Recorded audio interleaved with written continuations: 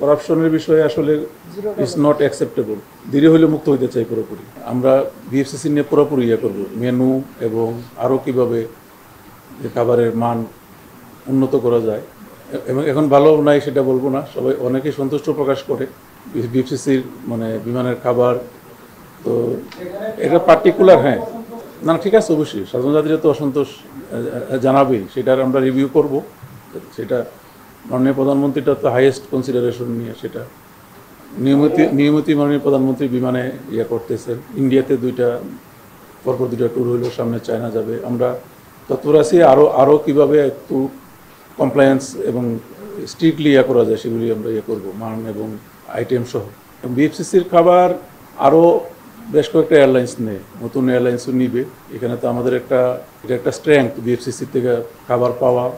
Corruption করে কোনো প্রতিষ্ঠান আগাইতে পারে না, এটা একটা কোম্পানি, এখানে করাপশন কোনো সুযোগ নাই। আমরা এবং এখানেও কিন্তু শাস্তি হয় না যে হয়েছে, আপনি রেকর্ড আমি হয়তো ফুল বিভিন্ন লেয়ারে যে অফেন্সের গ্রেভিটি অনুযায়ী হয়েছে।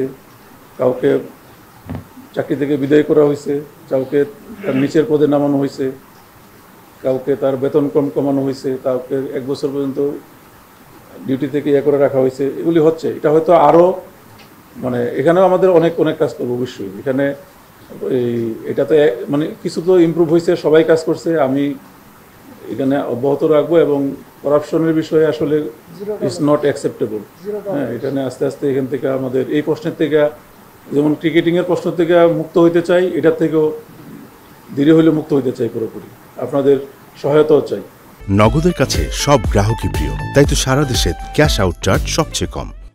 বোয়িং 777-300-এর 4টার মধ্যে 2টার ফুল পেমেন্ট কমপ্লিট হয়েছে। এটা একটা বড় এটা আমাদের ওনারশিপে চলে আসছে। এখন ডকুমেন্টেশন ফাইনাল যেগুলি হবে, আরও 2টারও আগামী ইয়ার মধ্যেই শেষ হবে। এটাও একটা বড় যে ফুললি বিমান ওন 2টা অলরেডি হয়েছে, আরও 2টাও আসতেছে সেগুলি। আচ্ছা, এই প্রসঙ্গেই আসলে আরও যেগুলি হয় মিডিয়ার দৃষ্টি আকর্ষণ করে, আমাদের আসলে এক্সপানশনের জন্য আমাদের বিশেষ করে থার্ড টার্মিনাল ওপেনিং এবং থার্ড টার্মিনাল ওপেনিং ছাড়াও আমাদের এক্সিস্টিং যে রুটের আমাদের যে রেসপন্স প্রফিটেবিলিটি সেগুলি করে আমাদের আসলে আরও এয়ারক্রাফট প্রয়োজন। সেই জন্য প্ল্যানগতভাবেই আমরা একটা 2024-25 থেকে 2033-34 পর্যন্ত প্রায় 10 বছর মেয়াদি একটা এক্সপানশন প্ল্যান আমরা করছি, যেখানে আমাদের হইল যে 2034-35-এ যাতে আমাদের 47টি এয়ারক্রাফট থাকে বিমানবন্দরে। সেই হিসাবে আমাদের বর্তমান 21টি আছে, 21টি থেকে 6টা ফেজ আউট হয়ে যাবে।